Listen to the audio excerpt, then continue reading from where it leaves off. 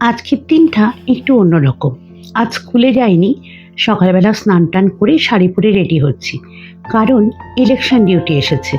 তার appointment letter আনতে যাওয়ার কথা আছে আজকে। সেইজন্য একেবারে শাড়ি-টাড়ি পরে রেডি হয়ে বেরোবো পুজো করে। আর মেয়ের স্কুলেও একবার যাব, কারণ ওর আজকে প্রথম সেশন শুরু হচ্ছে। তো স্কুলে একবার যেতে হবে।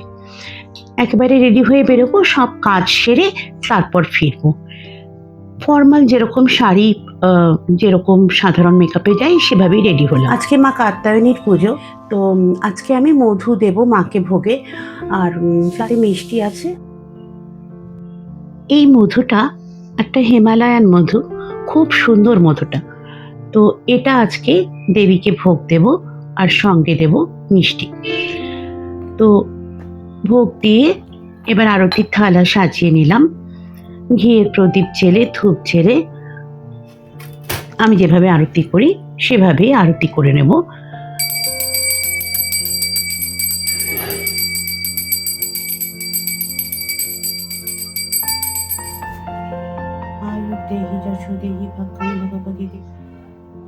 পুজো হয়ে গেছে, মেয়েরা তো বেরিয়ে গেছে, ওদেরকে আজকে টর্টিলা র্যাপ দিয়েছিলাম।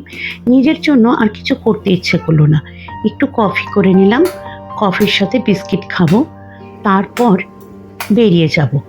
সেই জন্য নিজের জন্য আর কিছু করলাম না। ফিরে এসে দেখা যাক কি খাওয়া যায়।